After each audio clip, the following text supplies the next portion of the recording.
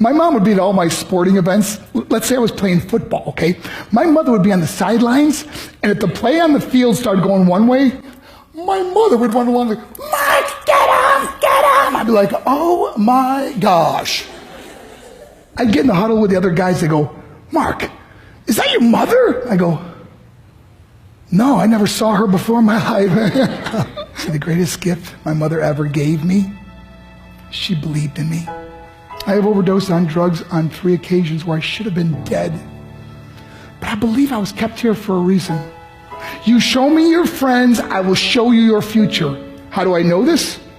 I hung out with losers, and I became the biggest loser of them all because I gave up everything I dreamt about as a little boy because of who I chose to surround myself with. My friends would drive me home at 2, 3, 4 in the morning. We'd be drunk and high, laughing in the car. We'd pull up in front of my house in New York. They go, Mark, the light's on. I go, oh man, my mother's up. See, my mom wouldn't go to bed until she knew her son was still alive.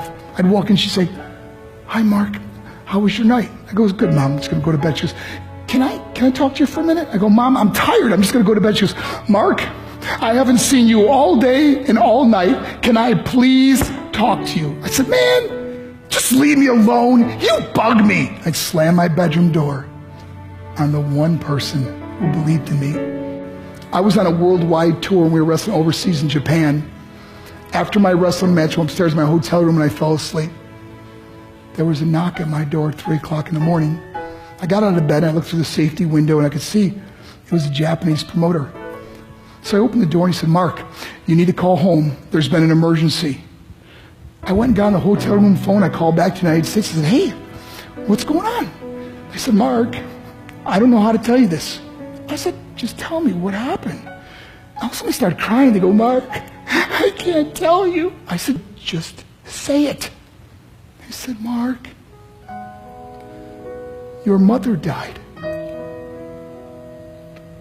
I just threw the phone down. I ran out of my hotel room. I took the elevator to the lobby, and when the doors opened up, I just ran out into the street.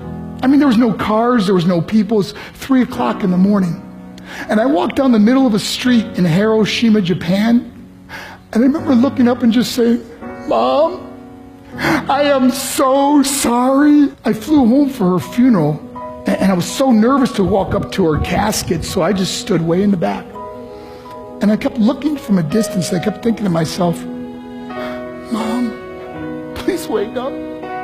Please get up. And then I finally got the nerve to walk up to her. And as I got closer, I could see my mom for the first time. I mean, she was so beautiful. She was dressed in white. I mean, she looked like an angel. And I just stood over her and I said, Mom, you are my hero. Everything I am, everything I hope to be was because of you. You loved me so much. You gave me a life. You're the only one that ever believed in me. How did I repay her? By getting drunk, by getting high, by getting stupid, by hanging out with losers? For what? All she ever wanted to do was talk to me. I wish I could talk to you now, Mom. I wish you could see what I'm doing. Why couldn't I have been a better son? We are defined by our choices.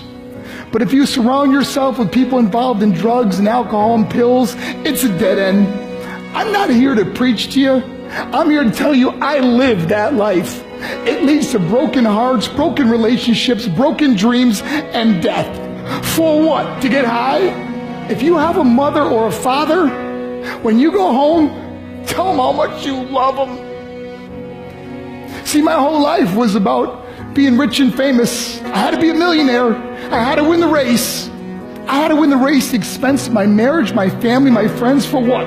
To be all alone in the world? I learned what is truly important, and that is how precious this gift of life is, and our families, and how quickly it can be taken away.